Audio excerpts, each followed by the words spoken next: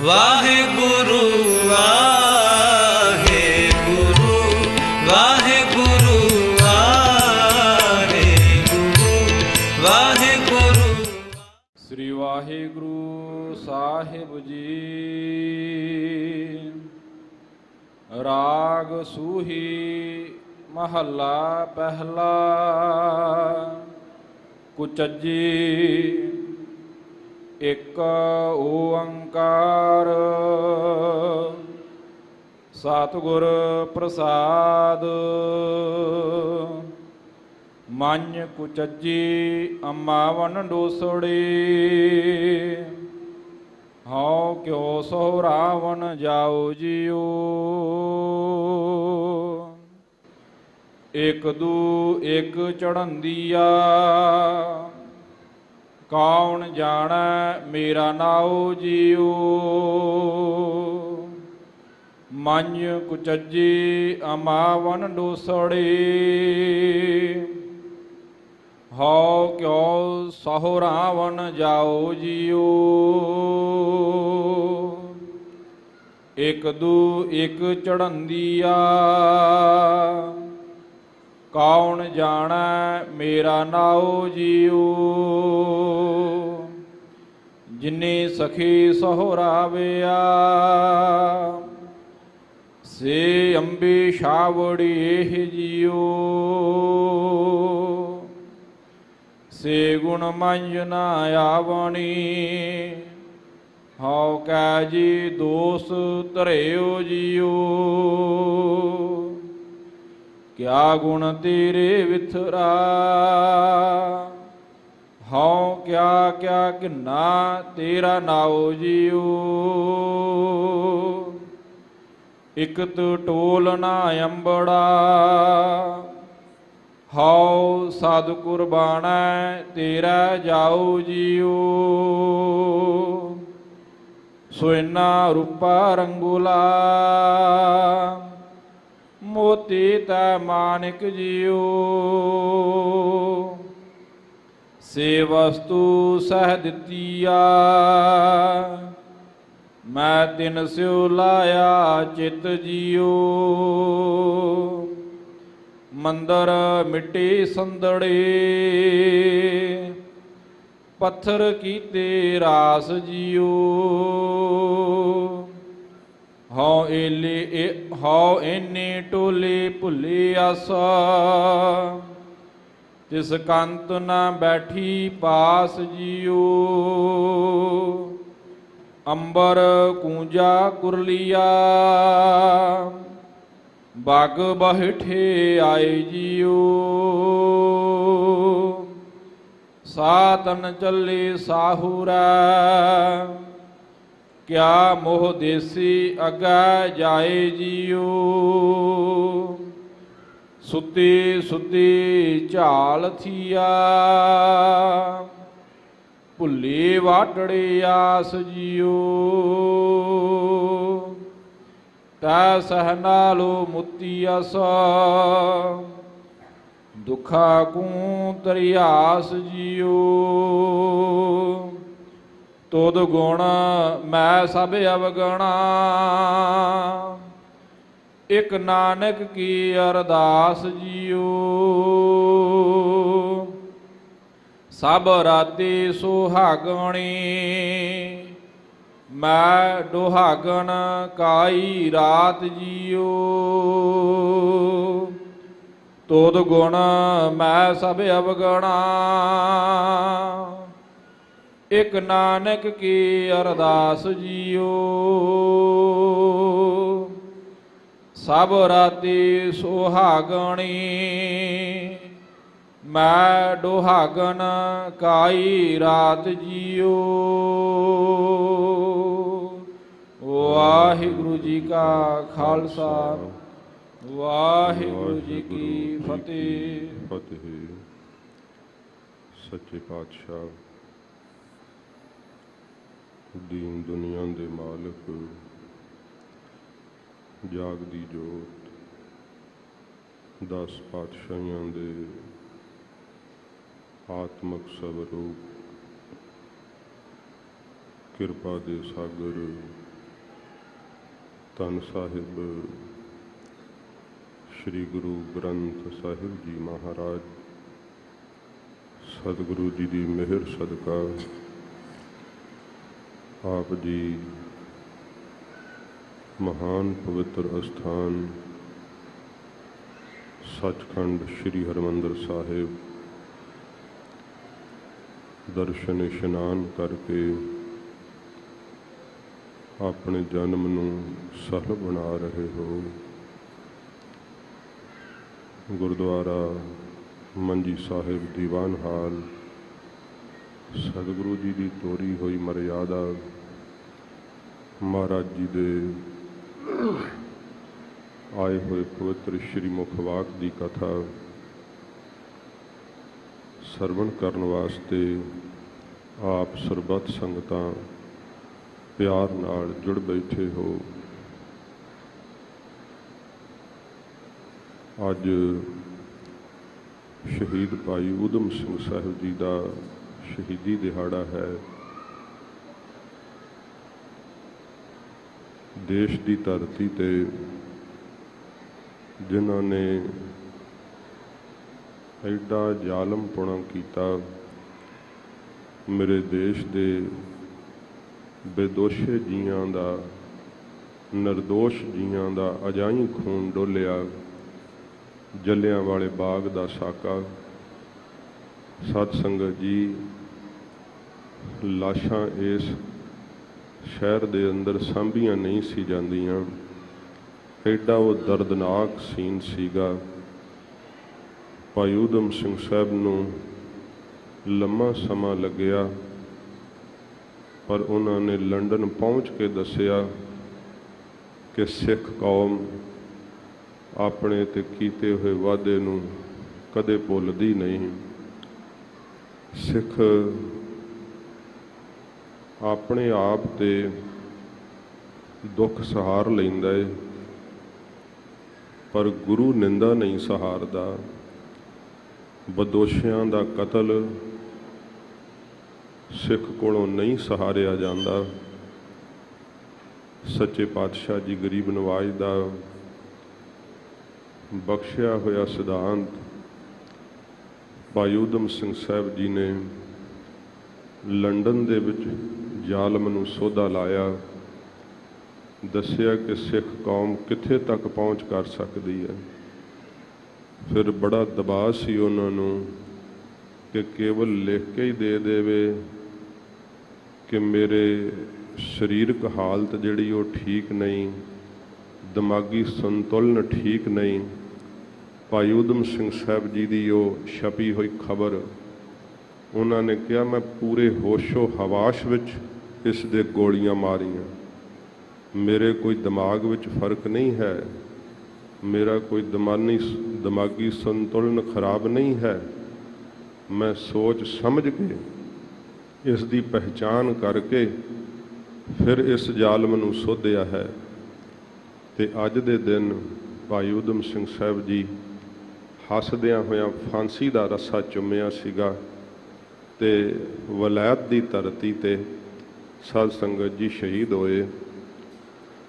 ਆਪਣੇ ਦੇਸ਼ ਤੋਂ ਬਹੁਤ ਸਾਰੇ ਸਿੱਖਾਂ ਨੇ ਉੱਥੇ ਰਿਹਾਇਸ਼ਾਂ ਬਣਾਈਆਂ, ਕਈਆਂ ਪੀੜ੍ਹੀਆਂ ਤੋਂ ਉੱਥੇ ਰਹਿੰਦੇ ਆ, ਬੜੇ ਬੜੇ ਕਾਰੋਬਾਰ ਹੈ ਤੇ ਆਪੋ ਆਪਣੀ ਉਮਰਾਂ ਭੋਗ ਕੇ, ਬੜੇ ਬੜੇ ਸੁੱਖਾਂ ਨੂੰ ਭੋਗ ਕੇ ਸੰਸਾਰ ਤੋਂ ਸਭ ਚਲੇ ਗਏ। ਪਰ ਉਹਨਾਂ ਅਮੀਰਾਂ ਦਾ, ਉਹਨਾਂ ਕਾਰੋਬਾਰੀਆਂ ਦਾ ਕੋਈ ਅੱਜ ਤੱਕ ਨਾਮ ਵੀ ਨਹੀਂ ਰਿਹਾ। ਤੇ ਭਾਈ ਊਧਮ ਸਿੰਘ ਜੀ ਬੜਾ ਗਰੀਬੀ ਵਿੱਚ ਉੱਥੇ ਦਿਨ ਕੱਟੇ ਸੀ। ਕਈਆਂ ਥਾਵਾਂ ਤੇ ਬਹੁਤ ਜ਼ਿਆਦੀਆਂ ਮਜਬੂਰੀਆਂ ਦਾ ਸਾਹਮਣਾ ਵੀ ਕਰਨਾ ਪਿਆ। ਕੋਲ ਖਰਚੇ ਜੋਗੇ ਪੈਸੇ ਵੀ ਨਾ ਸੀ ਹੁੰਦੇ। ਕੰਮ ਕੀਤਾ, ਕਿਰਤ ਕੀਤੀ, ਆਪਣੇ ਪਰਿਵਾਰ ਵਾਸਤੇ ਨਹੀਂ, ਕੌਮ ਦੀ ਲੱਥੀ ਹੋਈ ਪੱਗ ਨੂੰ ਸੀਸ ਤੇ ਰੱਖਣ ਵਾਸਤੇ।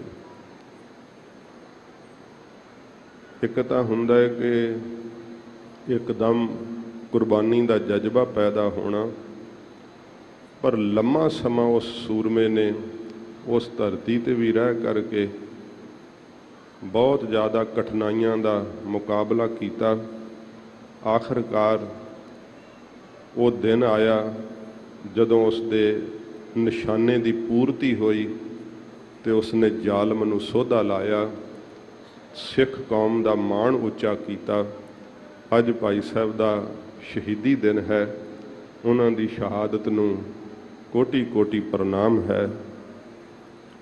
ਜਿਨ੍ਹਾਂ ਨੇ ਜੀਵਨ ਦੂਸਰਿਆਂ ਲਈ ਜੀਵਿਆ ਹੈ, ਗੁਰੂ ਘਰ ਦੇ ਅੰਦਰ ਉਹਨਾਂ ਨੂੰ ਵੱਡਾ ਮਾਣ ਤੇ ਸਤਿਕਾਰ ਪ੍ਰਾਪਤ ਹੁੰਦਾ ਹੈ।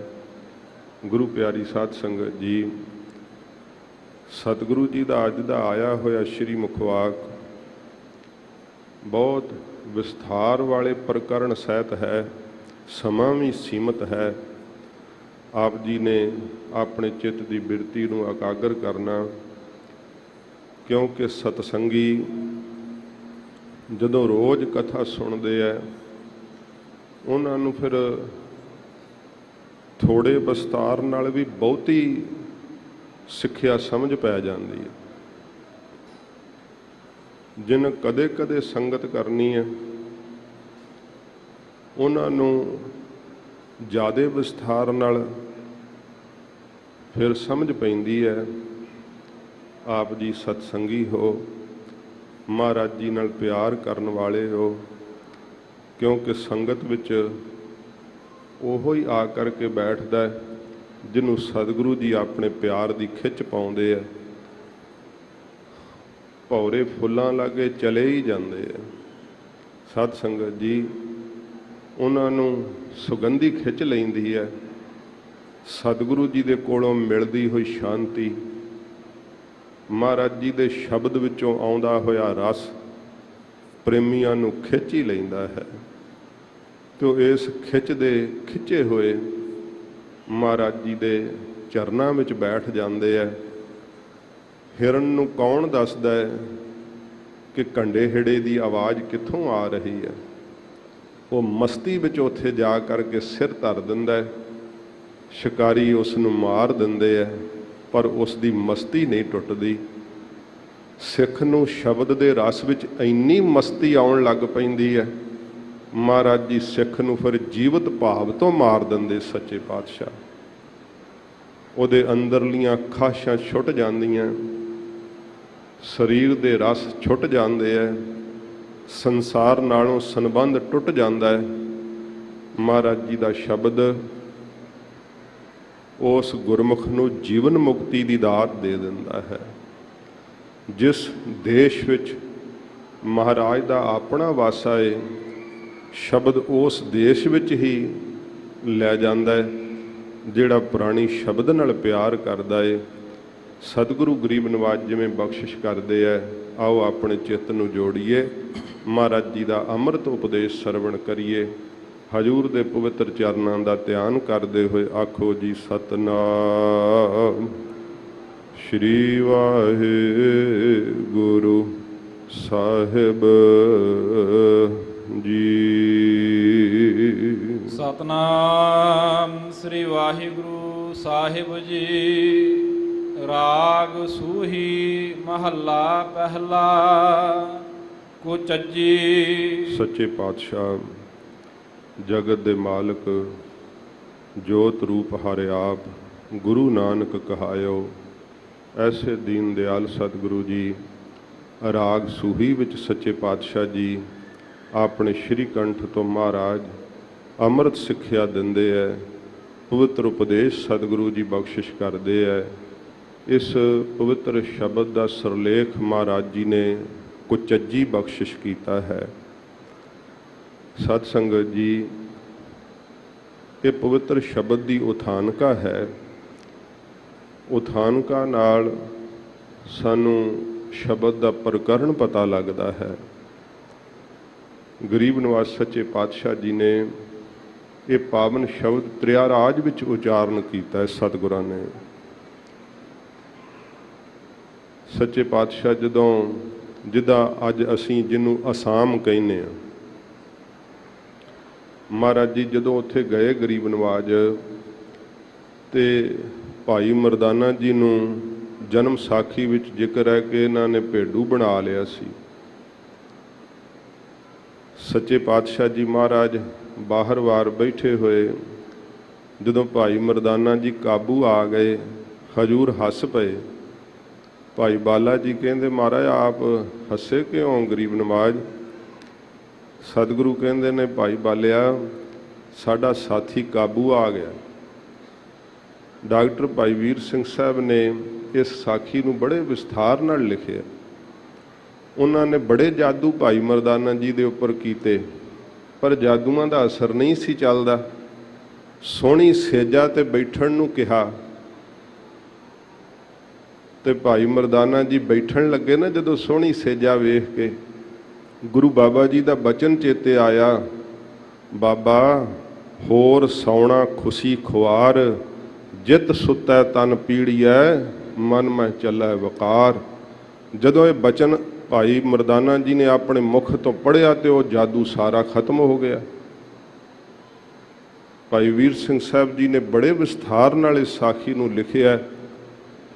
ਭਾਈ ਮਰਦਾਨਾ ਜੀ ਨੂੰ ਬੜੀਆਂ ਪੇਸ਼ਕਸ਼ਾਂ ਕੀਤੀਆਂ, ਰਾਗ ਦੇ ਵਿੱਚ ਮੋਹਿਤ ਕਰਕੇ ਫਿਰ ਭਾਈ ਮਰਦਾਨਾ ਜੀ ਨੂੰ ਉਹਨਾਂ ਨੇ ਕਾਬੂ ਕੀਤਾ ਸੀ।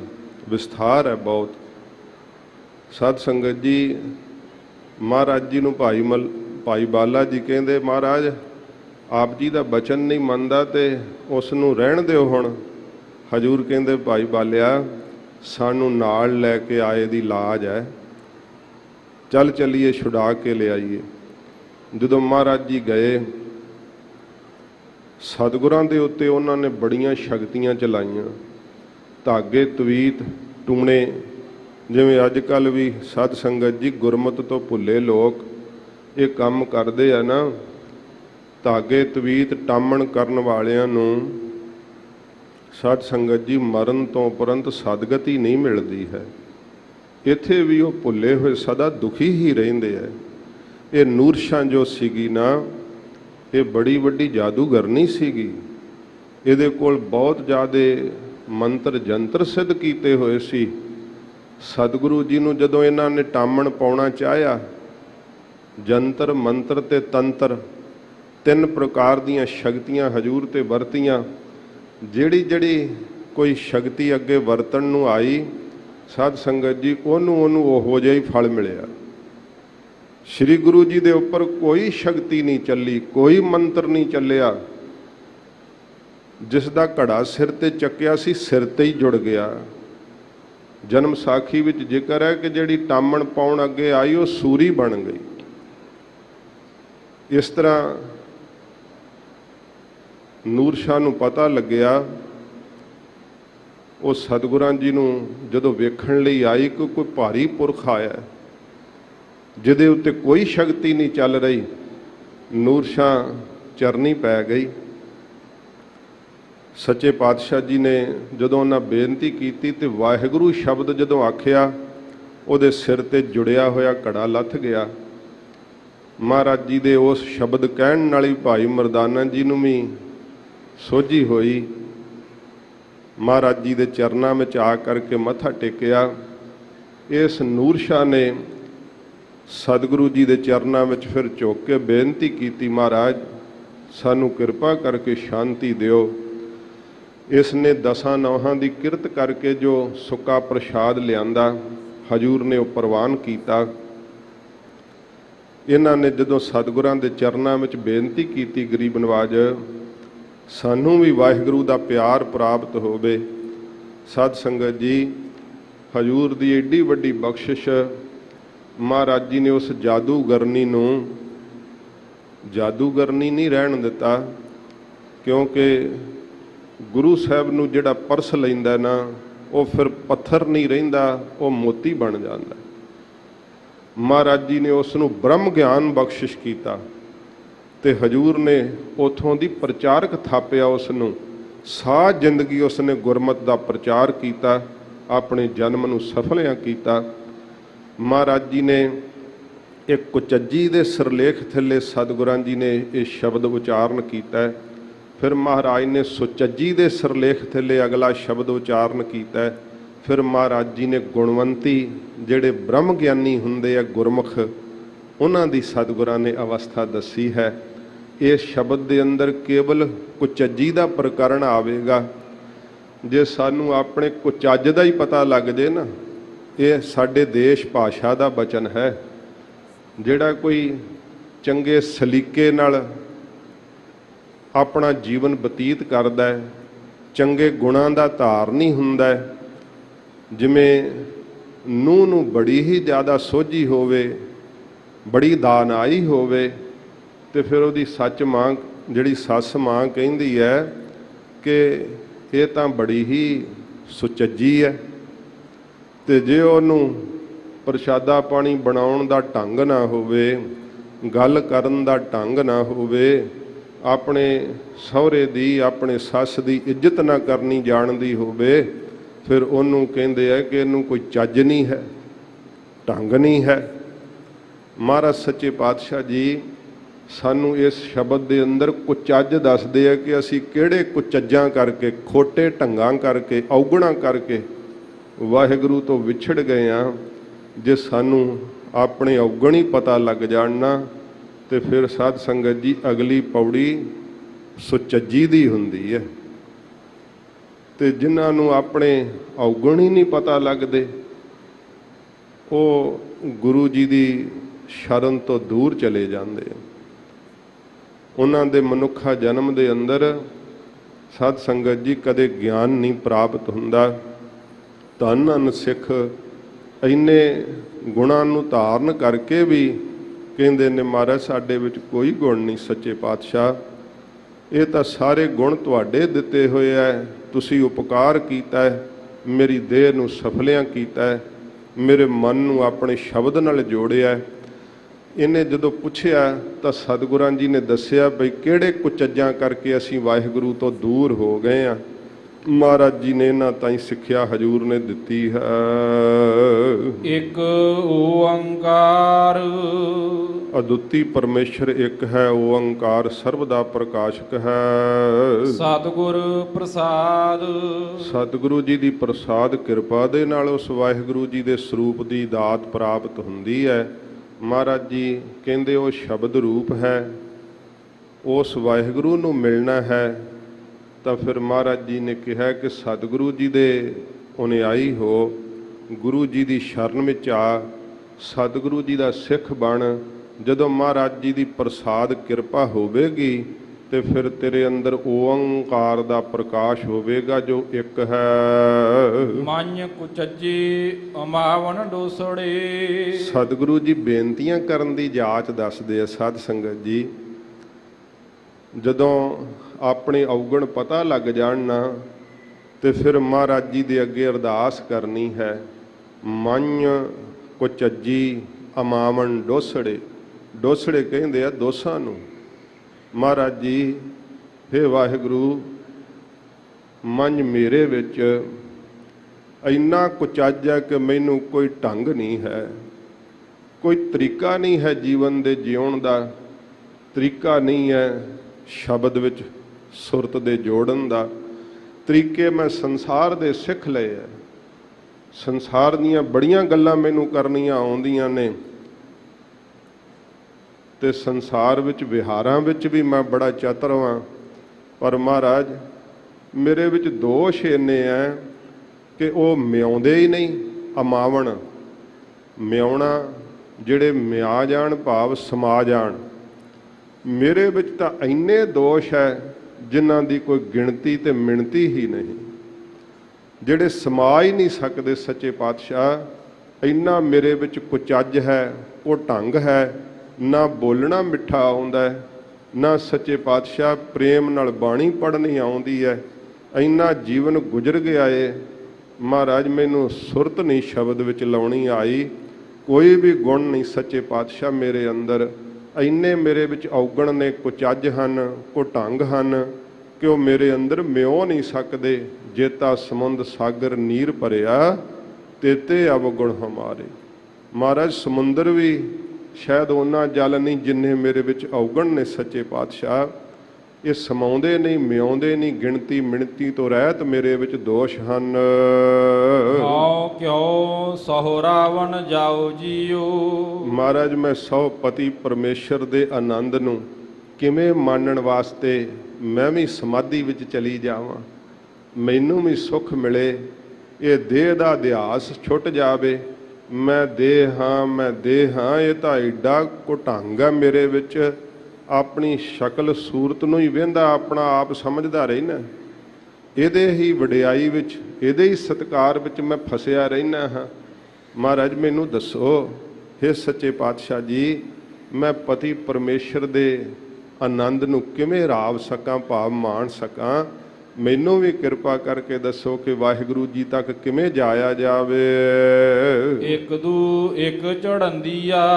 ਸੱਚੇ ਪਾਤਸ਼ਾਹ ਜੀ ਕਹਿੰਦੇ ਫਿਰ ਸੰਗਤ ਕਰਿਆ ਕਰੋ।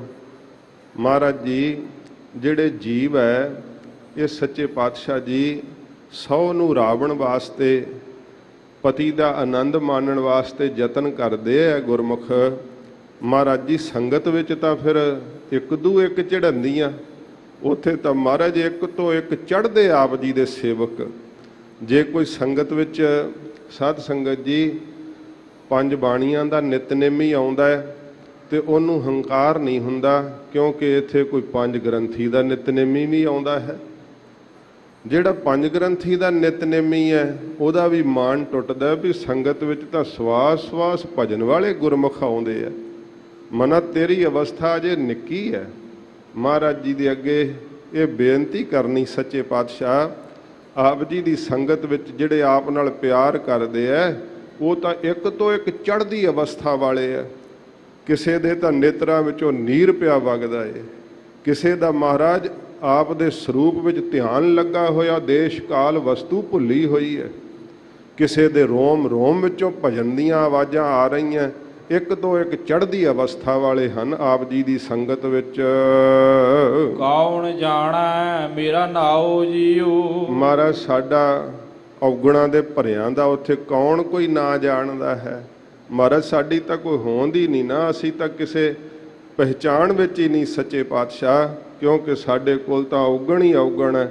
ਮਹਾਰਾਜ ਸਾਨੂੰ ਸੰਗਤ ਵਿੱਚ ਕਿਵੇਂ ਆਪ ਜੀ ਦਾ ਪਿਆਰ ਮਿਲੇ, ਕਿਵੇਂ ਸਾਡੀ ਪਹਿਚਾਣ ਆਪ ਜੀ ਦੇ ਨਾਲ ਬਣੇ। ਸੱਚੇ ਪਾਤਸ਼ਾਹ ਮਹਾਰਾਜ ਸਾਨੂੰ ਵੀ ਆਪ ਜੀ ਦਾ ਉਹ ਅੰਤਰਾਤਮੇ ਸੁੱਖ ਮਿਲੇ। हे ਗਰੀਬ ਨਵਾਜ, ਸਾਡਾ ਤਾਂ ਕੋਈ ਨਾਂ ਹੀ ਨਹੀਂ ਜਾਣਦਾ, ਕਿਉਂਕਿ ਔਗਣਾਂ ਦੇ ਭਰੇ ਹੋਏ ਹਾਂ। ਜਿਨੀ ਸਖੀ ਸਹੁਰਾਵਿਆ। ਸਤਿਗੁਰੂ ਗਰੀਬ ਨਵਾਜ ਜੀ ਕਹਿੰਦੇ ਆ ਕਿ ਜਿਨ੍ਹਾਂ ਸਖੀਆਂ ਨੇ, ਮਹਾਤਮਾ ਰੂਪੀ ਸਖੀਆਂ ਨੇ, ਗੁਰਮੁਖਾਂ ਨੇ ਸਹੁ ਪਤੀ ਪਰਮੇਸ਼ਰ ਦੇ ਨਾਮ ਦੇ ਆਨੰਦ ਨੂੰ ਮਾਣਿਆ ਹੈ। ਸੇ ਅੰਬੀ ਛਾਵੜੀਏ ਜੀਓ। ਮਹਾਰਾਜ ਜੀ ਉਹ ਕੈਸੇ ਹੁੰਦੇ ਆ, ਉਹਨਾਂ ਦੀ ਕੀ ਨਿਸ਼ਾਨੀ ਹੈ? ਗੁਰੂ ਨਾਨਕ ਸਾਹਿਬ ਜੀ ਕਹਿੰਦੇ ਸੇ ਅੰਬੀ ਛਾਵੜੀਏ ਜੀਓ। ਜਿਵੇਂ ਅੰਬ ਦੀ ਛਾਂ ਹੁੰਦੀ ਹੈ ਨਾ, ਕਿੰਨੀ ਸੰਘਣੀ ਹੁੰਦੀ ਹੈ, ਫਿਰ ਉਹਨੂੰ ਸਾਧ ਸੰਗਤ ਜੀ ਅੰਬ ਦਾ ਕਿੱਡਾ ਮਿੱਠਾ ਫਲ ਹੈ, ਬਹਾਰ ਹੈ, ਆਪਾਂ ਅੰਬ ਖਾਂਦੇ, ਇੱਕੋ ਇੱਕ ਇਹ ਫਲ ਹੈ ਜਿਹਨੂੰ ਬਾਰ-ਬਾਰ ਮੂੰਹ ਵਿੱਚ ਪਾਈਦਾ। ਜੇ ਕੋਈ ਹੋਰ ਚੀਜ਼ ਮੂੰਹ ਵਿੱਚ ਪਾਈਏ ਨਾ ਤੇ ਕੱਢ ਦਈਏ, ਦੁਬਾਰਾ ਖਾਣ ਨੂੰ ਦਿਲ ਨਹੀਂ ਕਰਦਾ, ਪਰ ਅੰਬ ਨੂੰ ਤਾਂ ਬਾਰ-ਬਾਰ ਮੂੰਹ ਵਿੱਚ ਪਾਉਂਦੇ ਵੀ ਹੈ ਤੇ ਕੱਢਦੇ ਵੀ ਹੈ, ਫਿਰ ਪਾਉਂਦੇ, ਫਿਰ ਨਾਲੇ ਰਸ ਲੈਂਦੇ ਆ। ਸੱਚੇ ਪਾਤਸ਼ਾਹ ਜੀ ਕਹਿੰਦੇ ਜਿਹੜੇ ਨਾਮ ਰਸੀਏ ਗੁਰਮੁਖ ਹੈ ਨਾ, ਇਹ ਨੂਰ ਸ਼ਾਹ, ਉਹਨਾਂ ਦੇ ਕੋਲ ਸ਼ਾਂਤੀ ਰੂਪੀ ਛਾਂ ਹੁੰਦੀ ਹੈ। ਜਿਵੇਂ ਬੜੇ ਹੀ ਸੰਘਣੇ ਪੱਤੇ ਹੁੰਦੇ ਆ ਨਾ ਅੰਬ ਦੇ ਰੁੱਖ ਦੇ, ਉਹਨਾਂ ਦੇ ਸਾਧਨਾ ਰੂਪੀ ਪੱਤਰੇ ਬੜੇ ਹੀ ਸੰਘਣੇ ਆ। ਉਹ ਵੱਡੇ ਅੰਮ੍ਰਿਤ ਵੇਲੇ ਉੱਠਦੇ ਆ, ਸਾਰਾ ਸਾਰਾ ਦਿਨ ਭਜਨ ਕਰੀ ਜਾਂਦੇ ਆ, ਆਪਣਾ ਆਪ ਨੁਕਸਾਨ ਕਰਕੇ ਵੀ ਦੂਸਰੇ ਦਾ ਭਲਾ ਕਰਦੇ ਆ, ਹਰ ਵੇਲੇ ਉਪਕਾਰ ਕਰਦੇ ਆ, ਮਿੱਠਾ ਬੋਲਦੇ ਆ।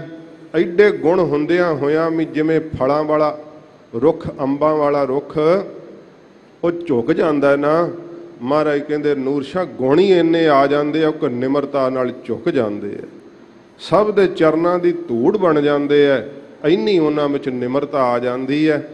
ਤੇ ਜਿਹੜਾ ਫਿਰ ਉਹਨਾਂ ਦੀ ਛਾਂ ਮਾਣਦਾ ਨਾ, ਛਾਂ ਮਾਣਨਾ ਕੀ ਹੈ? ਇਹੋ ਜਿਹੇ ਨਾਮ ਰਸੀਏ ਸੰਤ ਮਹਾਤਮਾ ਗੁਰਸਿੱਖ ਦੀ ਜਿਹੜਾ ਸੰਗਤ ਕਰਦਾ ਨਾ, ਉਹਨੂੰ ਫਿਰ ਸਾਧ ਸੰਗਤ ਜੀ ਗਿਆਨ ਰੂਪੀ ਫਲ ਜਿਹੜਾ ਨਾ ਰਸਿਆ ਹੋਇਆ ਉਹ ਪ੍ਰਾਪਤ ਹੁੰਦਾ, ਨਾਮ ਦਾ ਰਸ ਆਉਂਦਾ। ਜਿਵੇਂ ਅੰਬ ਨੂੰ ਬਾਰ-ਬਾਰ ਆਪਾਂ ਰਸ ਲੈਂਦੇ ਹੋਏ ਮੂੰਹ ਵਿੱਚ ਪਾਉਂਦੇ ਆ, ਫਿਰ ਕੱਢਦੇ ਆ, ਇਵੇਂ ਗੁਰਸਿੱਖ ਸਾਧ ਸੰਗਤ ਜੀ ਇੱਕ ਵਾਰੀ ਵਾਹਿਗੁਰੂ ਕਹਿੰਦੇ ਆ ਨਾ, ਉਹਨਾਂ ਦੀ ਸੰਗਤ ਕਰਦੇ ਇੰਨਾ ਰਸ ਹੁੰਦਾ, ਦੂਜੀ ਵਾਰੀ ਆਪਣੇ ਆਪ ਹੀ ਮੂੰਹ ਚੋਂ ਨਿਕਲਦਾ, ਆਨੰਦ ਆਉਂਦਾ, ਬਾਰ ਬਾਰ ਜਪਦੇ ਆ ਪਰਮੇਸ਼ਰ ਦਾ ਨਾਮ। ਮਹਾਰਾਜ ਜੀ ਕਹਿੰਦੇ ਐਵੇਂ ਅੰਬ ਦੀ ਛਾਂ ਦਾ ਦ੍ਰਿਸ਼ਟਾਂਤ ਦੇ ਕੇ ਹਜੂਰ ਕਹਿੰਦੇ ਸੇ ਅੰਬੀ ਛਾਵੜੀ ਇਹ ਜੀਓ। ਜਿਵੇਂ ਅੰਬ ਦੀ ਛਾਂ ਹੁੰਦੀ ਹੈ ਨਾ, ਇਵੇਂ ਉਹਨਾਂ ਕੋਲ ਸ਼ਾਂਤੀ ਰੂਪੀ ਛਾਂ ਹੁੰਦੀ ਹੈ। ਉਹਨਾਂ ਦੇ ਸਾਧਨਾ ਰੂਪੀ ਪੱਤਰੇ ਉਹਨਾਂ ਨੂੰ ਨਾਮ ਜਪਦਿਆਂ ਵੇਖ ਕੇ ਦੂਸਰੇ ਨੂੰ ਚਾਅ ਆਉਂਦਾ, ਮਨਾ ਮੈਂ ਵੀ ਨਾਮ ਜਪਾਂ। ਸਤਿਗੁਰੂ ਜੀ ਕਹਿੰਦੇ ਕੁਚੱਜ ਵਾਲੇ ਵੀ ਸੁਚੱਜ ਵਾਲੇ ਬਣ ਜਾਂਦੇ ਆ, ਉਹਨਾਂ ਦੀ ਸੰਗਤ ਕਰਕੇ ਗਿਆਨ ਦਾ ਰਸਿਆ ਹੋਇਆ ਬ੍ਰਹਮ ਗਿਆਨ ਦਾ ਫਲ ਛਕਣ ਨੂੰ ਮਿਲ ਜਾਂਦਾ ਏ। ਸੇ ਗੁਣ ਮੰਨ ਨਾ ਆਵਣੀ। ਫਿਰ ਚਾਅ ਆਉਂਦਾ ਨਾ ਮਨ ਦੇ ਅੰਦਰ। ਮਹਾਰਾਜ ਜੀ ਜਿਹੜੇ ਮਹਾਤਮਾ ਵਾਲੇ ਗੁਣ ਹੈ, ਜਿੰਨਾ ਪਿਆਰ ਉਹਨਾਂ ਦੇ ਮਨ ਵਿੱਚ ਲੱਗਾ, ਮਹਾਰਾਜ ਮੇਰੇ ਵਿੱਚ ਉਹ ਗੁਣ ਕਿਉਂ ਨਹੀਂ ਆਉਂਦੇ ਸੱਚੇ ਪਾਤਸ਼ਾਹ। ਮਹਾਰਾਜ ਨੇ ਕਿਹਾ ਨਾ ਕਿ ਉਹ ਜੇ ਗੁਣ ਨਹੀਂ ਮਿਲਦੇ ਤਾਂ ਫਿਰ ਮਨ ਦੇ ਅੰਦਰ ਜਗਿਆਸੂ ਰੋਣ ਲੱਗ ਪੈਂਦਾ ਹੈ। ਸਤਿਗੁਰੂ ਜੀ ਦੀ ਯਾਦ ਨਾ ਮਨ ਵਿੱਚ ਆਵੇ ਤੇ ਉਹਨਾਂ ਦੇ ਵਿਛੋੜੇ ਕਰਕੇ ਰੋਣ ਆਉਣ ਲੱਗ ਪੈਂਦਾ ਹੈ, ਵਿਰਾਗ ਆਉਣ ਲੱਗ ਪੈਂਦਾ ਹੈ। ਸੱਚੇ ਪਾਤਸ਼ਾਹ ਜੀ ਨੇ ਵੀ ਕਿਹਾ ਨਾ, ਕਿਉਂ ਨਾ ਮਰੀਜਾ ਰੋਏ ਜਾ ਲਗ ਚਿਤ ਨਾ ਆਵਈ। ਕਿਉਂ ਨਹੀਂ ਰੋ ਰੋ ਕੇ ਮਨਾ ਤੂੰ ਮਰਦਾ ਜਦੋਂ ਤੱਕ ਤੈਨੂੰ ਯਾਦ ਨਹੀਂ ਆਉਂਦੀ ਵਾਹਿਗੁਰੂ ਦੀ। ਤੋ ਸਤਿਗੁਰੂ ਜੀ ਕਹਿੰਦੇ ਆ, ਇਉਂ ਬੇਨਤੀ ਕਰ ਨੂਰ ਸ਼ਾਹ ਕਿ ਮਹਾਰਾਜ ਮੇਰੇ ਵਿੱਚ ਕਿਉਂ ਨਹੀਂ ਉਹ ਗੁਣ ਆਉਂਦੇ ਜਿਹੜੇ ਆਪ ਦੇ ਨਾਮ ਰਸੀਆਂ ਗੁਰਸਿੱਖਾਂ ਦੇ ਅੰਦਰ ਸੁਭ ਗੁਣ ਆ ਜਾਂਦੇ ਆ। ਆਓ ਕੈ ਜੀ ਦੋਸ ਧਰਿਓ ਜੀਓ। ਸੱਚੇ ਪਾਤਸ਼ਾਹ ਮੈਂ ਕਿਸ ਜੀਵ ਨੂੰ ਦੋਸ਼ ਧਰਾਂ? ਇਹ ਦੋਸ਼ ਤਾਂ ਮੇਰਾ ਆਪਣਾ ਹੈ, ਕਿਉਂਕਿ ਮੈਂ ਚੱਜ ਨਹੀਂ ਧਾਰਨ ਕੀਤਾ। ਮਹਾਰਾਜ ਜੀ ਬੇਨਤੀ ਕਰਨ ਦੀ ਜਾਚ ਦੱਸਦੇ ਸੱਚੇ ਪਾਤਸ਼ਾਹ। ਨੂਰ ਸ਼ਾਹ ਇਉਂ ਬੇਨਤੀ ਕਰ, ਹੇ ਵਾਹਿਗੁਰੂ ਇਹ ਜਿਹੋ ਜੇ ਤੇਰੇ ਪਿਆਰ ਵਾਲੇ ਮਹਾਤਮਾ ਵਿੱਚ ਗੁਣ ਆ ਜਾਂਦੇ ਐ, ਉਹ ਮੇਰੇ ਵਿੱਚ ਕਿਉਂ ਨਹੀਂ ਗੁਣ? ਤੇ ਮੈਂ ਕਿਸ ਜੀਵ ਨੂੰ ਦੋਸ਼ ਦਵਾਂ, ਕਿਹਨੂੰ ਦੋਸ਼ ਦਵਾਂ? ਇਹ ਦੋਸ਼ ਤਾਂ ਮਹਾਰਾਜ ਮੇਰਾ ਆਪਣਾ ਹੈ, ਕਿਉਂਕਿ ਮੈਂ ਕੋਈ ਢੰਗ ਨਹੀਂ ਧਾਰਨ ਕੀਤਾ, ਸੰਗਤ ਨਹੀਂ ਕੀਤੀ, ਆਪ ਜੀ ਦੀ ਸਿੱਖੀ ਨਹੀਂ ਧਾਰਨ ਕੀਤੀ, ਨਾਮ ਨਹੀਂ ਜਪਿਆ, ਗੱਲਾਂ ਹੀ ਕਰ ਛੱਡੀਆਂ। ਮਹਾਰਾਜ ਮੈਂ ਕਿਹਨੂੰ ਦੋਸ਼ ਦਵਾਂ? ਦੋਸ਼ ਤਾਂ ਮੇਰੇ ਆਪਣੇ ਵਿੱਚ ਹਨ। ਕਿਆ ਗੁਣ ਤੇਰੇ ਵਿਥਰਾ। ਹੇ ਵਾਹਿਗੁਰੂ ਜੀ ਆਪ ਜੀ ਦੇ ਕਿਹੜੇ ਕਿਹੜੇ ਗੁਣਾਂ ਦਾ ਮੈਂ ਵਿਸਥਾਰ ਕਰਕੇ ਦੱਸਾਂ।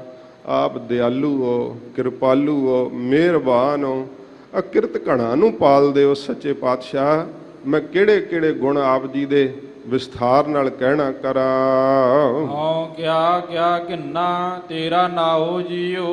ਤੇ ਕਿਹੜਾ ਕਿਹੜਾ ਮਹਾਰਾਜ ਆਪ ਜੀ ਦਾ ਮੈਂ ਨਾਮ ਕਿੰਨਾ ਲੈਣਾ ਕਰਾਂ, ਕਿਉਂਕਿ ਆਪ ਦੇ ਤਾਂ ਨਾਮ ਹੀ ਨਹੀਂ ਗਿਣੇ ਜਾ ਸਕਦੇ। ਸ਼ੇਸ਼ ਨਾਗ ਤੋਂ ਨਹੀਂ ਗਿਣੇ ਜਾਂਦੇ ਜਿਹੜੀਆਂ ਇੰਨੀਆਂ ਜੀਭਾਂ ਨੇ। ਮਹਾਰਾਜ ਆਪ ਜੀ ਦਾ ਤਾਂ ਨਾਮਾਂ ਦਾ ਅੰਤ ਨਹੀਂ ਆਉਂਦਾ। ਜਦੋਂ ਕਿਰਤਮ ਨਾਮ ਜਿਹੜੇ ਆ ਨਾ, ਜਿਹੜੇ ਸਾਧ ਸੰਗਤ ਜੀ ਸਾਹਮਣੇ ਵਰਤਣ ਵਿੱਚ ਆ ਰਹੇ ਹੈ, ਮਹਾਰਾਜ ਜੀ ਨੇ ਕਿਹਾ ਅਸੀਂ ਵੀ ਉਹਨਾਂ ਨਾਮਾਂ ਦਾ ਜ਼ਿਕਰ ਕੀਤਾ ਹੈ। ਤਵੈ ਸਰਬ ਨਾਮ ਕਥਾ ਕਵਨ ਕਰਮ ਨਾਮ ਵਰਨਤ ਸੁਮਤ। ਜਿਹੜੇ ਕਰਮ ਨਾਮ ਨੇ ਮਹਾਰਾਜ ਜਿਹੋ ਜੀ ਆਪ ਸੁਮਤ ਬਖਸ਼ ਦਿਓ, ਉਹਦੇ ਨਾਲ ਅਸੀਂ ਆਪ ਜੀ ਦੇ ਕਰਮ ਨਾਮ ਕਹਿੰਦੇ ਆ। ਜਿਵੇਂ ਆਪ ਜੀਆਂ ਤੇ ਮਿਹਰ ਕਰਦੇ ਹੋ, ਆਪ ਦਾ ਨਾਮ ਮਿਹਰਬਾਨ ਹੈ। ਆਪ ਜੀ ਮਹਾਰਾਜ ਦਇਆ ਦੇ ਘਰ ਵਿੱਚ ਆ ਕੇ ਦਇਆ ਕਰਦੇ ਹੋ, ਆਪ ਦਾ ਨਾਮ ਦਇਆਲੂ ਹੈ। ਇਉਂ ਮਹਾਰਾਜ ਮੈਂ ਕਿਹੜਾ ਕਿਹੜਾ ਆਪ ਜੀ ਦਾ ਨਾਮ ਜਿਹੜਾ ਉਹ ਲੈਣਾ ਕਰਾਂ। ਇੱਕ ਤੂੰ ਟੋਲ ਨਾ ਅੰਬੜਾ। ਮੈਂ ਤਾਂ ਆਪ ਜੀ ਦੀ ਇੱਕ ਵੀ ਟੋਲ ਖੂਬੀ ਦੇ ਬਰਾਬਰ ਨਹੀਂ ਪਹੁੰਚ ਸਕਦੀ ਸੱਚੇ ਪਾਤਸ਼ਾਹ। ਆਪ ਦੇ ਵਿੱਚ ਤਾਂ ਈਡੀਆਂ ਵਡਿਆਈਆਂ ਨੇ। ਮਹਾਰਾਜ ਸੱਚੇ ਪਾਤਸ਼ਾਹ ਅਸੀਂ ਤਾਂ ਔਗਣਾਂ ਦੇ ਭਰੇ ਹੋਏ ਆ। ਮਹਾਰਾਜ ਅਸੀਂ ਕਿਸੇ ਵੀ ਟੋਲ ਪਦਾਰਥ ਨੂੰ ਵੀ ਕਹਿੰਦੇ ਆ। ਮਹਾਰਾਜ ਜਿਹੜਾ ਤੁਸੀਂ ਜਨਮ ਪਦਾਰਥ ਦਿੱਤਾ ਹੈ ਨਾ, ਇਹਦੀ ਵੀ ਬਰਾਬਰੀ ਕੋਈ ਕਰ ਹੀ ਨਹੀਂ ਸਕਦਾ, ਕੋਈ ਦੇ ਹੀ ਨਹੀਂ ਸਕਦਾ। ਕਿਵੇਂ ਆਪ ਦੇ ਬਰਾਬਰ ਪਹੁੰਚ ਜਾਈਏ। ਹਉ ਸਦ ਕੁਰਬਾਨਾ ਤੇਰਾ ਜਾਓ ਜੀਓ। ਅਸੀਂ ਤਾਂ ਮਹਾਰਾਜ ਸਦਾ ਹੀ ਆਪ ਜੀ ਤੋਂ ਕੁਰਬਾਨ ਜਾਂਦੇ ਆ, ਬਲਹਾਰ ਜਾਣੇ ਆਪਣਾ ਆਪ ਵਾਰਦੇ ਹਾਂ। ਸੋਇਨਾ ਰੂਪਾ ਰੰਗੋਲਾ। ਫਿਰ ਇਹ ਔਗਣ ਜਿਹੜੇ ਮਨ ਵਿੱਚ ਹਨ ਉਹ ਪ੍ਰਗਟ ਕਰਨੇ। ਸੱਚੇ ਪਾਤਸ਼ਾਹ ਜੀ ਦੇ ਅੱਗੇ ਹੱਥ ਜੋੜ ਕਰਕੇ ਆਪਾਂ ਜਦੋਂ ਬੇਨਤੀ ਕਰੀਏ ਨਾ ਸੱਚੇ ਦਿਲੋਂ, ਮਹਾਰਾਜ ਜੀ ਫਿਰ ਸਾਡਾ ਨਿਰਛਲ ਸੁਭਾਅ ਵੇਖ ਕੇ ਦਾਤ ਦਿੰਦੇ ਆ। ਹਜੂਰ ਫਰਮਾਉਂਦੇ ਹਨ, ਫਿਰ ਪੜ੍ਹਦੇ ਹੋ, ਸੋਇਨਾ ਰੂਪਾ ਰੰਗੂਲਾ। ਮਹਾਰਾਜ ਜੀ ਜਿਹੜਾ ਸੋਇਨਾ ਹੈ ਨਾ ਤੇ ਰੂਪਾ ਜਿਹੜੀ ਚਾਂਦੀ ਹੈ, ਇਹ ਮੈਨੂੰ ਬੜਾ ਆਨੰਦ ਦੇਣ ਵਾਲੇ ਪ੍ਰਤੀਤ ਹੁੰਦੇ ਆ। ਸੋਨੇ 'ਚ ਚਿੱਤ ਲੱਗਾ ਹੋਇਆ ਹੈ, ਰੁਪਏ ਚਾਂਦੀ ਵਿੱਚ ਚਿੱਤ ਲੱਗਾ ਹੋਇਆ, ਦੁਨੀਆ ਦਾ ਦਿਖਾਵਾ ਮੈਂ ਕਰਦੀ ਹਾਂ। ਮੋਤੀ ਤਾ ਮਾਣਕ ਜੀਓ। ਮਹਾਰਾਜ ਮੋਤੀਆਂ ਵਿੱਚ, ਮਾਣਕਾਂ ਵਿੱਚ, ਹੀਰਿਆਂ ਵਿੱਚ ਮੇਰਾ ਚਿੱਤ ਲੱਗਾ ਹੋਇਆ ਹੈ। ਮੈਂ ਦਿਖਾਵੇ ਵਾਲੇ ਜਿਹੜੇ ਆ ਉਹ ਸ਼ਿੰਗਾਰ ਕਰਦੀ ਆ, ਲੋਕ ਮੈਨੂੰ ਵੇਖਣ ਤੇ ਮੇਰੀ ਜਿਹੜੀ ਆ ਪ੍ਰਭਾ ਵੇਖ ਕੇ ਪ੍ਰਸੰਨ ਹੋਣ, ਮੇਰੇ ਤੋਂ ਪ੍ਰਭਾਵਿਤ ਹੋਣ। ਮਹਾਰਾਜ ਮੈਂ ਲੋਕਾਚਾਰੀ ਕਰਦੀ ਹਾਂ। ਸੇ ਵਸਤੂ ਸਹਿ ਦਿੱਤੀਆ। ਮਹਾਰਾਜ ਜੀ ਉਹ ਜਿਹੜੀਆਂ ਵਸਤੂ ਸਾਰੀਆਂ ਆਪ ਜੀ ਨੇ ਦਿੱਤੀਆਂ ਹੋਈਆਂ, ਸਭ ਮਾਲਕ ਨੇ। ਮੈਂ ਤਿਨ ਸਿਉ ਲਾਇਆ ਚਿਤ ਜੀਓ। ਮਹਾਰਾਜ ਆਪ ਦੀਆਂ ਦਿੱਤੀਆਂ ਹੋਈਆਂ ਵਸਤੂਆਂ ਨਾਲ ਮੈਂ ਚਿੱਤ ਲਾ ਲਿਆ। ਸੋਨੇ ਨਾਲ ਚਿੱਤ ਲਾ ਲਿਆ, ਚਾਂਦੀ ਨਾਲ ਚਿੱਤ ਲਾ ਲਿਆ, ਮੋਤੀਆਂ ਤੇ ਮਾਣਕਾਂ ਦੇ ਨਾਲ, ਹੀਰਿਆਂ ਜਵਾਹਰਾਤਾਂ ਦੇ ਨਾਲ ਮੈਂ ਆਪਣਾ ਮਨ ਲਾ ਲਿਆ ਹੈ। ਮੰਦਰ ਮਿੱਟੀ ਸੰਦੜੇ। ਤੇ ਜਿਹੜੇ ਮੰਦਰ ਘਰ ਹਨ ਮਿੱਟੀ ਦੇ ਜਿਹੜੇ ਸੀਗੇ, ਉਹ ਘਰ ਮਿੱਟੀ ਦੇ ਬਣੇ ਹੋਏ, ਉਹਨਾਂ ਵਿੱਚ ਮੈਨੂੰ ਸਿਦਕ ਨਹੀਂ ਆਇਆ। ਪੱਥਰ ਕੀਤੇ ਰਾਸ ਜੀਓ। ਤੇ ਪੱਥਰ ਦੇ ਫਿਰ ਉਹ ਜਿਹੜੇ ਅਸੀਂ ਬਣਾ ਲਏ, ਕਿਆ ਸੋਹਣੇ ਪੱਥਰ ਲਿਆ ਕਰਕੇ ਲਾਏ। ਅੱਜ ਕੱਲ੍ਹ ਦੇ ਸਮੇਂ ਵਿੱਚ ਵੀ ਵੇਖੀਏ ਤੇ ਕਈ ਇਹਨਾਂ ਮਕਾਨਾਂ ਉੱਤੇ ਹੀ ਖਰਚਾ ਕਰਦੇ ਆ ਕਿ ਜਿਵੇਂ ਬਹੁਤ ਲੰਮਾ ਸਮਾਂ ਇੱਥੇ ਹੀ ਰਹਿਣਾ। ਕਲਯੁਗ ਦੇ ਵਿੱਚ ਤਾਂ ਉਮਰ ਹੀ ਬੜੀ ਥੋੜੀ ਰਹਿ ਗਈ ਹੈ। ਮਹਾਰਾਜ ਮੇਰਾ ਚਿੱਤ ਨਾ ਮਹਿਲ ਮਾੜੀਆਂ ਵਿੱਚ ਲੱਗਾ ਹੋਇਆ ਹੈ। ਤੇ ਸਤਿਗੁਰੂ ਜੀ ਬਾਣੀ ਕਹਿੰਦੀ ਹੈ, ਮਹਿਲਨ ਸਖਣ ਰਹਿ ਗਏ ਵਸਾਇਆ ਤਲ, ਗੋਰਾਂ ਸੇ ਨਿਮਾਣੀਆਂ ਬਹਿਸਨ ਰੂਹਾਂ ਮਲ। ਮਹਾਰਾਜ ਮੈਨੂੰ ਇਹ ਸੋਝੀ ਨਹੀਂ ਹੈ। ਮੈਂ ਤਾਂ ਇਹ ਸੋਚਿਆ, ਜਿਵੇਂ ਕਹਿੰਦੇ ਆ ਨਾ, ਜਦੋਂ ਮਕਾਨ ਬਣਾਉਣਾ ਹੋਵੇ ਡੂੰਘੀ ਨੀਂਹ ਰੱਖੀ, ਮਜ਼ਬੂਤ ਮਕਾਨ ਹੋਵੇ। ਬਾਣੀ ਕਹਿੰਦੀ ਹੈ, ਗਹਿਰੀ ਕਰ ਕੈ ਨੀਵ ਖੁਦਾਈ, ਉਪਰ ਮੰਡਪ ਛਾਏ, ਮਾਰ ਕੰਡੇ ਤੇ ਕੋ ਅਧਕਾਈ, ਜਿਨ ਤ੍ਰਿਣ ਧਰ ਮੂੰਡ ਬੁਲਾਏ। ਸਤਜੁਗ ਦੇ ਵਿੱਚ ਮਾਰਕੰਡਾ ਲਿਖੀ ਹੋਇਆ। ਉਦੋਂ ਸਾਧ ਸੰਗਤ ਜੀ ਲੱਖ ਵਰਿਆਂ ਦੀ ਆਰਜਾ ਭਾਈ ਗੁਰਦਾਸ ਜੀ ਨੇ ਕਿਹਾ। ਮਾਰਕੰਡੇ ਰਿਖੀ ਨੇ ਝੁੱਗੀ ਨਹੀਂ ਪਾਈ, ਕੁਟੀਆ ਹੀ ਨਹੀਂ ਪਾਈ, ਕਹਿੰਦਾ ਮਾਰੀ ਜਾਣਾ। ਲੱਖ ਵਰਿਆ ਉਮਰ ਸੀ ਉਸ ਰਿਖੀ ਦੀ, ਕਹਿੰਦਾ ਇੱਕ ਦਿਨ ਚਲੇ ਹੀ ਜਾਣਾ, ਕੀ ਕੁਟੀਆ ਪਾਉਣੀ ਹੈ। 100 ਸਾਲ ਦੀ ਉਮਰ ਕਲਯੁਗ ਵਿੱਚ ਮੰਨੀ ਹੋਈ ਹੈ।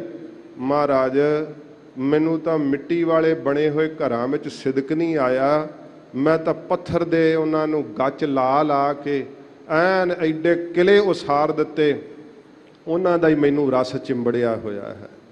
ਮੇਰਾ ਘਰ ਇਹ ਮੈਨੂੰ ਮਨ ਵਿੱਚ ਇਹ ਖਿਆਲ ਹੈ ਕਿ ਮੈਨੂੰ ਇਹੀ ਚੀਜ਼ਾਂ ਰਾਸ ਆਉਣਗੀਆਂ ਕਿ ਇਹ ਮੇਰੀਆਂ ਨੇ, ਮੈਂ ਇਹਨਾਂ ਵਿੱਚ ਸਦਾ ਰਹਾਂਗਾ।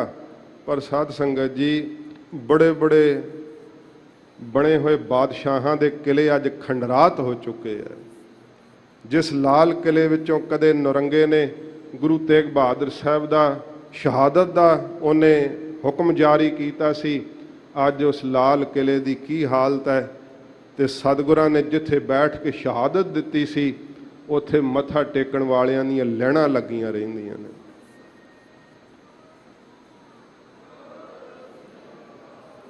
ਮਹਾਰਾਜ ਮੇਰਾ ਚਿੱਤ ਤਾਂ ਇਹਨਾਂ ਮਹਿਲ ਮਾੜੀਆਂ ਵਿੱਚ ਸੱਚੇ ਪਾਤਸ਼ਾਹ ਲੱਗ ਗਿਆ ਏ।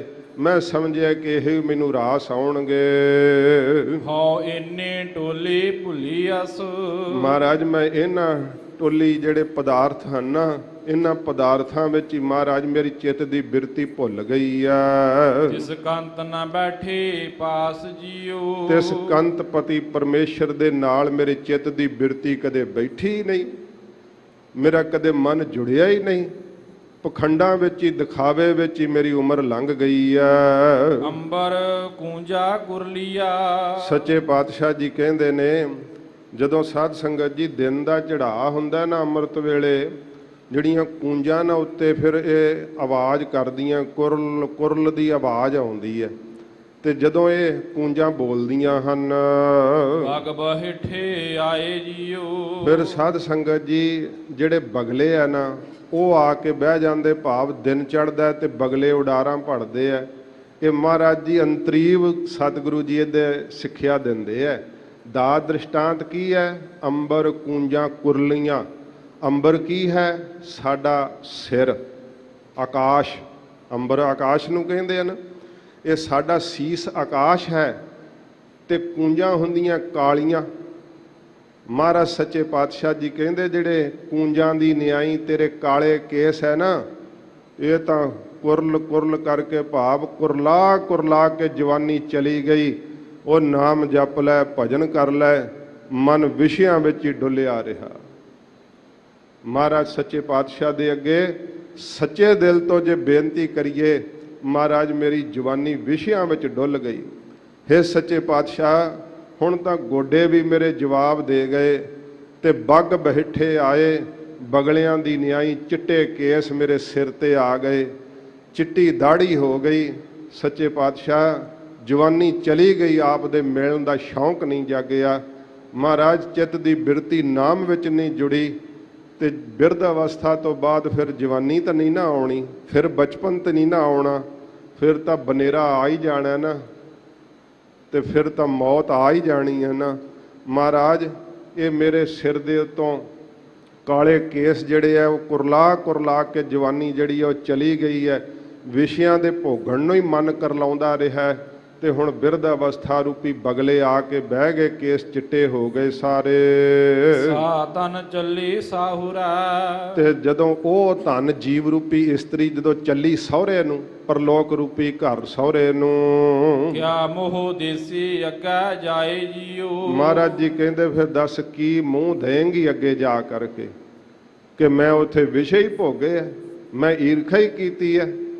ਉਹ ਜੀਵ ਰੂਪੀ ਇਸਤਰੀ ਫਿਰ ਅੱਗੇ ਮੂੰਹ ਨਹੀਂ ਦੇ ਸਕਦੀ ਹੈ, ਕਿਉਂਕਿ ਪਰਲੋਕ ਵਿੱਚ ਪੁੱਛਿਆ ਜਾਵੇਗਾ। ਤੇ ਜਦੋਂ ਉੱਥੇ ਪੁੱਛ ਕੀਤੀ, ਇੱਥੇ ਤਾਂ ਬੜੇ ਜਵਾਬ ਆਉਂਦੇ ਆ ਨਾ, ਉੱਥੇ ਕੋਈ ਗੱਲ ਨਹੀਂ ਆ ਸਕਣੀ। ਸੱਚੇ ਪਾਤਸ਼ਾਹ ਜੀ ਕਹਿੰਦੇ ਆ ਇੰਨੇ ਔਗਣ ਮੈਂ, ਜਦੋਂ ਮਨ ਵਿੱਚ ਪ੍ਰੀਤ ਜਾਗਦੀ ਹੈ ਨਾ, ਆਪਣੇ ਔਗਣ ਦਿਸਦੇ ਆ। ਮਹਾਰਾਜ ਮੈਂ ਕੀ ਮੂੰਹ ਦਵਾਂਗੀ ਅੱਗੇ ਜਾ ਕਰਕੇ, ਮੇਰੇ ਵਿੱਚ ਕੋਈ ਵੀ ਗੁਣ ਨਹੀਂ ਹੈ। ਸੁੱਤੇ ਸੁੱਤੇ ਝਾਲ ਥੀਆ।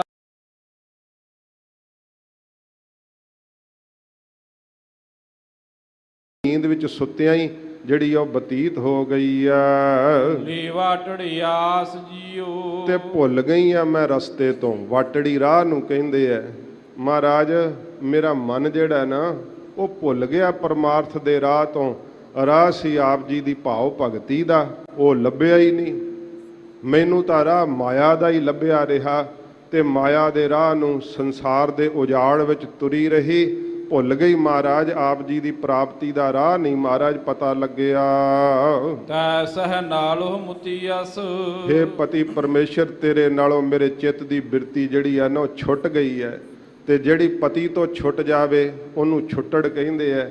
ਮਹਾਰਾਜ ਸੱਚੇ ਪਾਤਸ਼ਾਹ ਤੇਰੇ ਗੁਣ ਨਹੀਂ ਧਾਰਨ ਕੀਤੇ, ਤੇਰਾ ਪਿਆਰ ਨਹੀਂ ਲੱਗਾ, ਮੇਰੇ ਚਿੱਤ ਦੀ ਬਿਰਤੀ ਜਿਹੜੀ ਹੈ ਤੇਰੇ ਤੋਂ ਟੁੱਟ ਗਈ ਹੈ। ਦੁੱਖਾ ਕੂ ਤਰਿਆਸ ਜੀਓ। ਤਾਈਏ ਤਾਂ ਫਿਰ ਮੈਂ ਹੁਣ ਦੁੱਖਾਂ ਨੂੰ ਹੀ ਧਾਰਨ ਕਰੀ ਬੈਠੀ ਆ ਨਾ। ਦੁੱਖ ਹੀ ਦੁੱਖ ਨੇ ਮੇਰੇ ਕੋਲ। ਦੁੱਖ ਕੀਆਂ ਪੰਡਾਂ ਖੁੱਲੀਆਂ, ਸੁੱਖ ਨਾ ਨਿਕਲਿਓ ਕੋਏ। ਕਿਸੇ ਨੂੰ ਦੱਸਾਂ ਆਪਣਾ ਦੁੱਖ, ਮੇਰੇ ਗੋਡੇ ਬੜੇ ਦੁਖਦੇ ਆ, ਉਹ ਕਹਿੰਦਾ ਮੇਰੇ ਤੇ ਆਪ ਬੜੇ ਦੁਖਦੇ ਆ। ਇੱਕ ਰੋਗ ਦਸੀਏ ਤੇ ਦੂਸਰਾ ਆਪਣੇ 35 ਰੋਗ ਕੱਢ ਕੇ ਦੱਸਦਾ ਏ। ਮਹਾਰਾਜ ਮੈਂ ਕਿਹਨੂੰ ਆਪਣੇ ਦੁੱਖ ਦੱਸਾਂ? ਦੁੱਖ ਦੀਆਂ ਹੀ ਪੰਡਾਂ ਪਾ ਲਈਆਂ ਨੇ, ਮੇਰੇ ਕੋਲ ਕੋਈ ਵੀ ਸੁੱਖ ਨਹੀਂ, ਬੜਾ ਹੀ ਮੈਂ ਬੇਚੈਨ ਹਾਂ। ਤੁਧ ਗੁਣ ਮੈਂ ਸਭ ਅਵਗਣਾ। ਹੇ ਮਹਾਰਾਜ ਤੁਹਾਡੇ ਵਿੱਚ ਸਾਰੇ ਹੀ ਗੁਣ ਹੈ ਤੇ ਮੇਰੇ ਵਿੱਚ ਸਾਰੇ ਔਗਣ ਹੀ ਔਗਣ ਹੈ। ਇਹ ਜਦੋਂ ਗੁਰੂ ਜੀ ਸ਼ੀਸ਼ਾ ਵਿਖਾਉਂਦੇ ਆ ਨਾ ਸ਼ਬਦ ਦਾ, ਉਦੋਂ ਫਿਰ ਆਪਣਾ ਅੰਦਰਲਾ ਚਿਹਰਾ ਦਿਸਦਾ। ਸਾਧ ਸੰਗਤ ਜੀ, ਜਿਹਨੂੰ ਆਪਣਾ ਕੁਚੱਜ ਪਤਾ ਲੱਗ ਜੇ ਉਹਨੂੰ ਫਿਰ ਸਤਿਗੁਰੂ ਜੀ ਕੋਲੋਂ ਸੁਚੱਜ ਮਿਲਦਾ ਹੈ, ਗੁਰਮਤ ਦਾ ਢੰਗ ਮਿਲਦਾ ਹੈ, ਜੀਵਨ ਦਾ ਢੰਗ ਮਿਲਦਾ ਹੈ ਤੇ ਉਹ ਫਿਰ ਗੁਰਮੁਖ ਬਣ ਜਾਂਦੇ ਹੈ। ਗੁਰਮੁਖ ਬਣੇ ਹੋਇਆਂ ਨੂੰ ਸਤਿਗੁਰਾਂ ਨੇ ਫਿਰ ਉਹਨਾਂ ਲਈ ਗੁਣਵੰਤੀ ਬਾਣੀ ਉਚਾਰਨ ਕੀਤੀ। ਸੱਚੇ ਪਾਤਸ਼ਾਹ ਨੇ ਜਿੱਥੇ ਮਹਾਰਾਜ ਨੇ ਕਿਹਾ ਕਿ ਜਿਹੜੇ ਗੁਰਸਿੱਖ ਨੇ ਨਾ ਉਹ ਤਾਂ ਝੁਕ ਝੁਕ ਕੇ ਚਰਨੀ ਲੱਗਦੇ ਐ, ਇੰਨੀ ਉਹਨਾਂ ਵਿੱਚ ਨਿਮਰਤਾ ਆ ਜਾਂਦੀ ਹੈ ਕਿ ਉਹ ਵਾਹਿਗੁਰੂ ਜੀ ਦੇ ਪਿਆਰ ਨੂੰ ਪਾ ਕੇ ਆਪਣੇ ਜੀਵਨ ਨੂੰ ਸਫਲਿਆਂ ਕਰ ਲੈਂਦੇ ਐ। ਹਜੂਰ ਕਹਿੰਦੇ ਹਨ, ਫਿਰ ਪੜ੍ਹਦੇ ਹੋ, ਤੁਧ ਗੁਣ ਮੈਂ ਸਭ ਅਵਗਣਾ। ਮਹਾਰਾਜ ਆਪ ਜੀ ਦੇ ਵਿੱਚ ਤਾਂ ਸਾਰੇ ਗੁਣ ਹੀ ਗੁਣ ਆ ਤੇ ਮੇਰੇ ਵਿੱਚ ਔਗਣ ਹੀ ਔਗਣ ਹੈ, ਮੇਰੇ ਔਗਣ ਨਹੀਂ ਗਿਣੇ ਜਾਂਦੇ। ਸੱਚੇ ਪਾਤਸ਼ਾਹ ਆਪ ਦੇ ਗੁਣਾਂ ਨੂੰ ਨਹੀਂ ਕੋਈ ਗਿਣ ਸਕਦਾ ਤੇ ਮੈਂ ਔਗਣਾਂ ਦੀ ਭਰੀ ਹੋਈ ਹਾਂ। ਇੱਕ ਨਾਨਕ ਕੀ ਅਰਦਾਸ ਜੀਓ। ਹਜੂਰ ਗੁਰੂ ਨਾਨਕ ਸਾਹਿਬ ਜੀ ਕਹਿੰਦੇ ਨੇ ਇੱਕ ਇਹੀ ਅਰਦਾਸ ਕਰ ਹੈ ਨੂਰ ਸ਼ਾਹ ਕਿ ਮਹਾਰਾਜ ਮੇਰੇ ਵਿੱਚ ਕੋਈ ਗੁਣ ਨਹੀਂ। ਜਦੋਂ ਮਹਾਰਾਜ ਦੇ ਅੱਗੇ ਆਪਾਂ ਇਹ ਅਰਦਾਸ ਕਰਦੇ ਆ ਨਾ ਸੱਚੇ ਦਿਲੋਂ ਨਿਰਛਲ ਸੁਭਾਅ ਲੈ ਕੇ ਸਤਿਗੁਰੂ ਜੀ ਦੇ ਕੋਲੋਂ ਸਾਧ ਸੰਗਤ ਜੀ, ਫਿਰ ਸਾਨੂੰ ਗੁਣਾਂ ਦੀ ਦਾਤ ਪ੍ਰਾਪਤ ਹੁੰਦੀ। ਮਹਾਰਾਜ ਸਾਰੇ ਹੀ ਔਗਣ ਸਿੱਖ ਦੇ ਅੰਦਰੋਂ ਕੱਢ ਦਿੰਦੇ ਆ। ਜਿਵੇਂ ਜਿਵੇਂ ਸਿੱਖ ਸੰਗਤ ਕਰਦਾ, ਸ਼ਬਦ ਨਾਲ ਪ੍ਰੀਤ ਪਾਉਂਦਾ, ਜਿਵੇਂ ਜਿਵੇਂ ਉਹਦੀ ਸੁਰਤ ਸ਼ਬਦ ਨਾਲ ਜੁੜਦੀ ਹੈ, ਸ਼ਬਦ ਅੰਦਰੋਂ ਔਗਣ ਮਾਰ ਮਾਰ ਕੇ ਬਾਹਰ ਕੱਢ ਦਿੰਦਾ ਤੇ ਗੁਣਾਂ ਨੂੰ ਅੰਦਰ ਸ਼ਬਦ ਮਹਾਰਾਜ ਜੀ ਦਾ ਵਸਾ ਦਿੰਦਾ ਹੈ। ਸਤਿਗੁਰੂ ਕਹਿੰਦੇ ਨੂਰ ਸ਼ਾਹ ਇਉਂ ਵਾਹਿਗੁਰੂ ਜੀ ਦੇ ਅੱਗੇ ਅਰਦਾਸ ਕਰ, ਮਹਾਰਾਜ ਮੈਂ ਔਗਣਾਂ ਦੀ ਭਰੀ ਹੋਈ ਹਾਂ, ਵਾਹਿਗੁਰੂ ਮੈਨੂੰ ਕਿਰਪਾ ਕਰਕੇ ਆਪਣੀ ਭਾਵ ਭਗਤੀ ਦਾ, ਆਪਣੀ ਪ੍ਰੀਤ ਦਾ ਗੁਣ ਦੇ ਦਿਓ। ਸਭ ਰਾਤੀ ਸੁਹਾਗਣੀ। ਇਹ ਮਹਾਰਾਜ ਸਾਰੀਆਂ ਸੁਹਾਗਣੀਆਂ ਕੌਣ ਨੇ? ਜਿਸ ਇਸਤਰੀ ਦਾ ਪਤੀ ਸਲਾਮਤ ਹੁੰਦਾ ਹੈ ਤੇ ਉਹਨੂੰ ਸੁਹਾਗਣੀ ਕਹਿੰਦੇ ਆ। ਇੱਧਰ ਗੁਰਮਤਿ ਵਿੱਚ ਸੁਹਾਗਣੀ ਕਿਹਨੂੰ ਕਹਿੰਦੇ ਆ? ਜਿਹਦੀ ਬਿਰਤੀ ਸ਼ਬਦ ਨਾਲ ਜੁੜ ਗਈ ਹੈ, ਜਿਹਨੂੰ ਪਿਆਰ ਦਾ ਰਸ ਆਉਂਦਾ ਹੈ, ਜਿਨ੍ਹਾਂ ਦਾ ਸਾਧ ਸੰਗਤ ਜੀ ਮਨ ਮਸਤੀ ਵਿੱਚ ਰਹਿੰਦਾ ਹੈ, ਉਹਨਾਂ ਨੂੰ ਸੁਹਾਗਣੀ ਕਹਿੰਦੇ ਆ। ਉਹਨਾਂ ਨੂੰ ਮਹਾਰਾਜ ਜੀ ਨੇ ਬ੍ਰਹਮ ਗਿਆਨੀ ਕਿਹਾ ਹੈ, ਉਹਨਾਂ ਨੂੰ ਸਤਿਗੁਰਾਂ ਸੰਤ ਕਿਹਾ ਹੈ। ਸੱਚੇ ਪਾਤਸ਼ਾਹ ਜੀ ਮਹਾਰਾਜ ਜਿਵੇਂ ਆਪ ਜੀ ਦੇ ਪਿਆਰੇ ਆਪ ਜੀ ਦੇ ਆਨੰਦ ਨੂੰ ਮਾਣਦੇ ਹੈ, ਸੁਹਾਗਵੰਤੀ ਇਸਤਰੀ ਨੂੰ ਜਿਵੇਂ ਪਤੀ ਦਾ ਸੁੱਖ ਹੁੰਦਾ ਹੈ, ਪਤੀ ਸਿਰ ਤੇ ਹੋਵੇ ਤੇ ਸੰਸਾਰ ਉਹਨੂੰ ਝੁਕਦਾ ਏ, ਤੇ ਜਿਹਦਾ ਪਤੀ ਸਿਰ ਤੇ ਨਹੀਂ ਹੁੰਦਾ, ਨਾ ਸਹੁਰੇ ਘਰ ਸਤਿਕਾਰ ਹੁੰਦਾ ਹੈ, ਨਾ ਸਾਧ ਸੰਗਤ ਜੀ ਉਹਦਾ ਪੇਕੇ ਘਰ ਵਿੱਚ ਸਤਿਕਾਰ ਹੁੰਦਾ ਹੈ। ਜਿਹਦਾ ਸਿਰ ਦੇ ਉੱਤੇ ਸਿਰ ਉੱਪਰ ਠਾਢਾ ਗੁਰਸੂਰਾ, ਜਿਹਦੇ ਸਿਰ ਦੇ ਉੱਤੇ ਗੁਰੂ ਨਾਨਕ ਸਾਹਿਬ ਜੀ ਖੜੇ ਨੇ, ਸਾਧ ਸੰਗਤ ਜੀ ਉਹਨਾਂ ਗੁਰਸਿੱਖਾਂ ਦਾ ਇਸ ਲੋਕ ਵਿੱਚ ਵੀ ਸਤਿਕਾਰ ਹੈ ਤੇ ਜਦੋਂ ਸਰੀਰ ਛੱਡ ਕੇ ਪਰਲੋਕ ਨੂੰ ਜਾਂਦੇ ਆ ਤੇ ਉਹਨਾਂ ਦੇ ਨਾਮ ਦੇ ਜੈ ਜੈਕਾਰ ਦੇ ਡੰਕੇ ਵੱਜਦੇ ਆ। ਇਹ ਸੱਚੇ ਪਾਤਸ਼ਾਹ ਜੀ ਮਹਾਰਾਜ ਦੇ ਜਿਨ੍ਹਾਂ ਨੇ ਪਿਆਰ ਨੂੰ ਪ੍ਰਾਪਤ ਕੀਤਾ ਹੈ। ਮਹਾਰਾਜ ਜਿਵੇਂ ਸੁਹਾਗਣੀਆਂ ਬ੍ਰਹਮ ਗਿਆਨੀ ਗੁਰਸਿੱਖ ਆਪ ਜੀ ਦੇ ਪਿਆਰ ਵਿੱਚ ਰੱਤੇ ਹੋਏ ਆ, ਰੰਗੇ ਹੋਏ ਆ। ਮੈਂ ਦੁਹਾਗਣ ਕਾਈ ਰਾਤ ਜੀਓ। ਮਹਾਰਾਜ ਮੈਨੂੰ ਵੀ ਕੋਈ ਪ੍ਰੀਤ ਦੀ ਰੰਗਣ ਬਖਸ਼ੋ, ਮੈਨੂੰ ਦੁਹਾਗਣ ਨੂੰ, ਜਿਹਨੂੰ ਪਤੀ ਨੇ ਔਗਣਾਂ ਵਾਲੀ ਜਾਣ ਕੇ ਛੱਡ ਦਿੱਤਾ ਹੋਵੇ ਉਹਨੂੰ ਦੁਹਾਗਣ ਕਹਿੰਦੇ ਆ। ਤੇ ਔਗਣਾ ਕਰਕੇ ਸਾਡੀ ਚਿੱਤ ਦੀ ਬਿਰਤੀ ਜਦੋਂ ਵਾਹਿਗੁਰੂ ਨਾਲ ਨਹੀਂ ਜੁੜਦੀ, ਔਗਣਾ ਕਰਕੇ ਸਾਡੀ ਚਿੱਤ ਦੀ ਬਿਰਤੀ ਛੁੱਟੜ ਹੋ ਗਈ ਹੈ, ਸਾਧ ਸੰਗਤ ਜੀ ਦੁਹਾਗਣ ਹੋ ਗਈ ਹੈ। ਤੇ ਮਹਾਰਾਜ ਦੇ ਅੱਗੇ ਬੇਨਤੀ, ਮਹਾਰਾਜ ਹੈ ਤਾਂ ਔਗਣੀਆਂ, ਪਰ ਸੱਚੇ ਪਾਤਸ਼ਾਹ ਕੋਈ ਉਮਰਾਂ ਰੂਪੀ ਰਾਤ ਵਿੱਚ ਮੈਨੂੰ ਵੀ ਪਿਆਰ ਦੀ ਰੰਗਣ ਬਖਸ਼ ਦਿਓ, ਮੇਰੀ ਵੀ ਮਹਾਰਾਜ ਇਹ ਜ਼ਿੰਦਗੀ ਸਫਲ ਹੋ ਜਾਵੇ। ਇਹ ਪੰਕਤੀ ਅਖੀਰਲੀ ਇਸੇ ਪ੍ਰਕਾਰ।